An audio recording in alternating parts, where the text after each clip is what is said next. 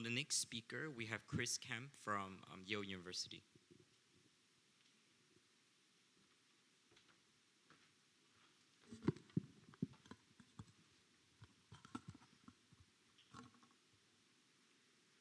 All right. Hi, everyone. Thanks for having me. So I'm really excited to present some work today on behalf of my colleague, Matthew Rosenblatt, who unfortunately couldn't be here. I have no disclosures. And these slides are largely based on his recent paper about data leakage in neuroimaging. So I encourage you to give it a read if you have questions about any of the details in these experiments. So in this presentation, I will answer four key questions, namely, what is data leakage? Where can data leakage occur in neuroimaging data? How does data leakage affect prediction? And what are strategies to prevent it?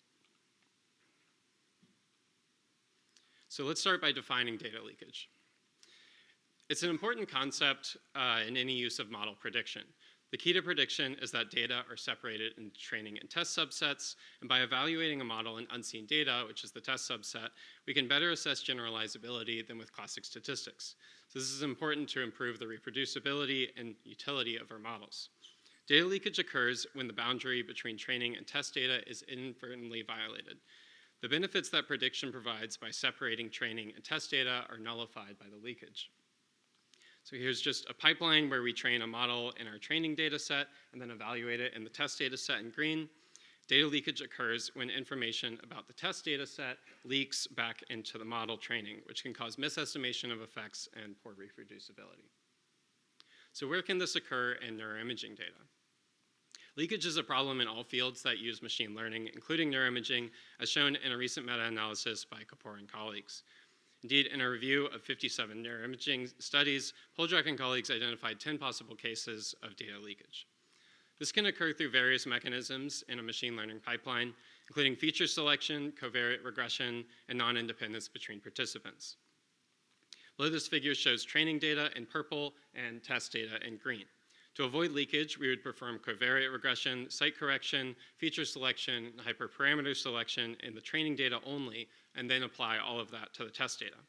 However, as highlighted in orange, leakage can occur when selecting features or regressing covariates in the combined training and test data, or by failing to account for dependencies between the training and test data.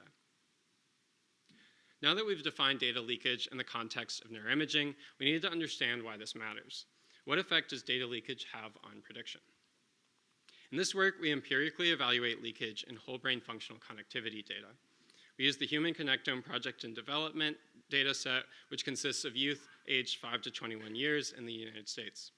For the following results, we used ridge regression models with 5-fold cross-validation, nested cross-validation grid search to search for the L2 regularization parameter, and 5% feature selection.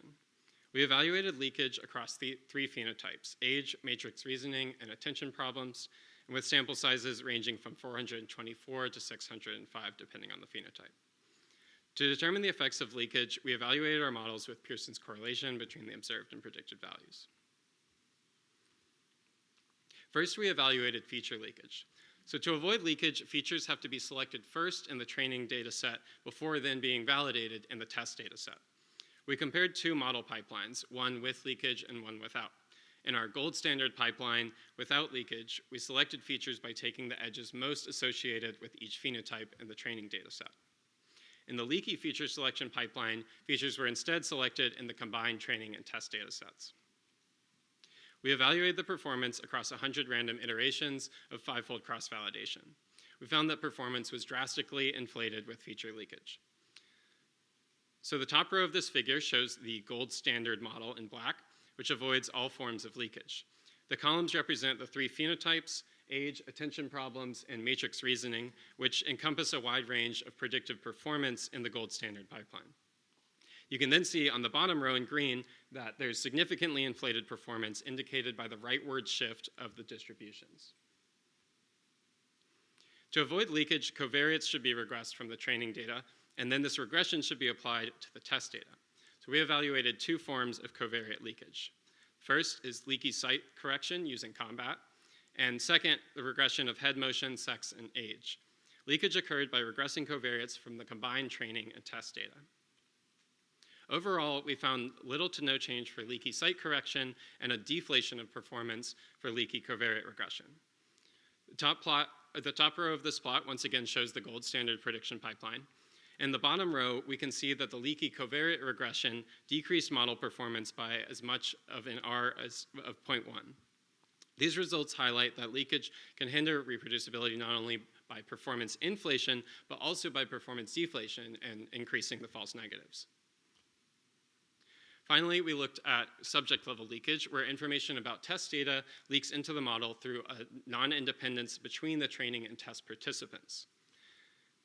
So for subject leakage, we randomly cloned a percentage of the data set. So this simulates mishandling of repeated measurements data in which you're accidentally including measurements from the same subject in both data sets. A more subtle example would be family leakage. Many neuroimaging data sets are oversampled for siblings. And so if you train a model in one sibling and test the model in another sibling, this constitutes leakage due to the shared variance between those siblings. To avoid leakage, you should split cross-validation folds by family such that each set of siblings is either in the training data set or the test data set. We saw that subject leakage led to falsely inflated performance relative to the gold standard. Yet we found little to no effect of family leakage in the HCPD. So while we didn't see family leakage in the HCPD data set, or we didn't see an effect of family leakage, we also evaluated the effects in our friend, the adolescent brain and cognitive development data set, which has a twin subset. So in this case, we saw that family leakage falsely inflated performance. So family leakage then may depend on the degree to which the participants are related in your data set, where twins would be the most extreme example. We also investigated the effects of leakage at 4 different sample sizes, 100, 200, 300, and 400 participants. And we repeated resampling 10 times for 10 different random iterations of k-fold cross-validation. In this plot, we show the difference in performance between a pipeline with leakage and the gold standard pipeline. So looking at the lightest blue boxes in each plot, the small sample sizes had greater variability in performance due to the leakage. So you should take extra caution about leakage when you're working with small sample sizes. We performed several sensitivity analyses and found that our results showed similar trends in all of these settings. So that included evaluation in 3 additional data sets, using connectome-based predictive modeling or kernel support vector regression instead of ridge regression, evaluating with Q-squared or the cross-validation R-squared instead of Pearson's R, and using structural instead of functional connectivity data. To summarize the effects of leakage, we created this plot showing the difference between performance of pipelines with leakage and the gold standard across all phenotypes and data set. Crucially, leaky feature selection and subject leakage most inflated performance in the top 2 rows there. On the other hand, leaky covariate regression deflated performance. We saw no effects of family leakage or leaky site correction in these phenotypes and data sets, but it's still crucial to avoid leakage to ensure valid prediction results because, as we saw with the ABCD twins, the effects of leakage are highly context dependent. Finally, we'll present several strategies to prevent data leakage or mitigate its effects when you're working with machine learning. First, carefully developing and sharing code is crucial to avoid leakage. This includes using well-maintained packages such as scikit-learn for trained test splits instead of trying to do it yourself, which can increase the probability of leakage. Sharing code is also important because it allows others to inspect your code for possible instances of leakage. When possible, sharing preprocessed data even further facilitates code sharing and reproducibility. Model information sheets, as proposed by Kapoor and colleagues, provide a simple checklist that considers several important aspects of leakage to make sure that you can avoid it. Third, alternative validation strategies can reduce the chances of leakage. Testing your model with a lockbox strategy means you completely set aside a fraction of the data until it's ready for final testing before publication, similar to how machine learning competitions usually work. Second strategy is external validation, where you evaluate your model in a completely independent data set. So the external validation, you're directly assessing the generalizability of the model, which is what data leakage would actually be reducing. Finally, a healthy skepticism about one's own results is always important. If you get results that seem unlikely, it's good to double check things and have someone take a look at your code. Overall, avoiding leakage is important to improve the reproducibility of neuroimaging machine learning models. I'd like to thank everyone who contributed to the project, and especially to Matt for inviting me to share his fantastic work. Once again, you can check out this paper for more details. I also have a poster on Wednesday and Thursday, and I'd be happy to answer any questions you have there.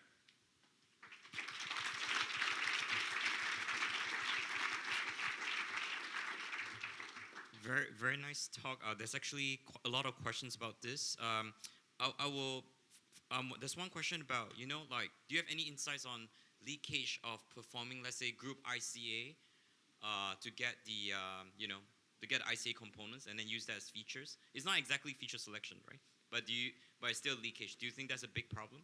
Yeah, so that would be, because you could use ICA to find covariates or features, and in either case, that could constitute leakage if you're using the full training and test data set to actually perform that. But do you have a sense if that's a big effect or relatively small? I'm not sure, but I would imagine it would be similar to the covariate regression effect. Or rather, I guess it depends on if you were doing it for features or covariates. The covariate regression is an interesting impact because it depends a lot on whether your covariates are related to, like, how orthogonal your covariates are to the actual features you're interested in, because regressing them out can actually shift those distributions, and that's what can deflate the performance. Right, but typically for covariates, you try to regress covariates that are related to the phenotype you're trying to predict, right? But for ICA, I'm defending Steve here. But for ICA, for example, right, like you're just doing it blindly, right, on the imaging data with no reference to the phenotype of interest, right? So, yeah, I guess it's unclear to me, like, whether it's a big effect or not. Reviewers always complain, but it'd be nice if you can extend your work to check that. What about for phenotypes? Let's say people do factor analysis on the full data set to find a cognitive factor score, for example, right? That's also kind of a leakage. I mean, it is a leakage. Do you have a sense if that's a big effect as well or small? I'm not sure exactly, but yeah, I guess it would still be a similar impact of you're creating features in that case with information from the test data set. And so your specific factors are going to be kind of, it's going to be cheating a little bit because you're choosing those factors based on what are clustering phenotypes within the test data set and the training data set. Right. So there are more questions. Do we introduce leakage when we force training and test set to have the same distribution? I guess this is called like stratified subsampling your training tests. Is that a problem? That's a great question. Yeah, so like counterbalancing or stratifying can actually cause data leakage in some cases, depending on kind of how the actual distributions look. There's a paper that was investigating covariate regression and counterbalancing and finding that it actually can deflate performance. So that is one case where counterbalancing, if you are kind of using too extreme of counterbalancing, it can actually, and depending on the underlying distributions, it can actually deflate performance somewhat. We can do one more. There's a question about combat or basically neuroharmonize. Can we use, based on your result, can we use it for multi-center prediction? Multi-sensor prediction. I mean, yes, you can use combat, and you can use any kind of site correction. You just have to do it separately in the training and test data sets. That's really the take-home message. Is you can do all of these things. You just have to make sure you do them within the folds of the cross-validation so that you aren't doing it over the entire training and test data set. But the thing is that typically people also recommend that you split the sites into training and test. So the test site will contain sites, not contain a training set. So if you do combat on just the training set, how do you apply that to the test set? So you're saying if you had only like one site in the training and one site in the test? Yeah, that's recommended, right? Leave one site out prediction, for example. Yeah. Yeah, so that almost becomes kind of an external validation at that point, because you're testing the model that was trained in one site on a model that was trained on a separate site. So it's maybe not quite a fully external data set, but you are testing the generalizability of your model by testing it on a separate site. So that would actually be a very good thing to do. So let's thank the speakers again.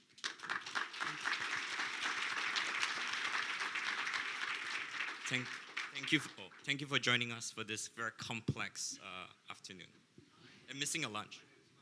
And make sure to check out their posters.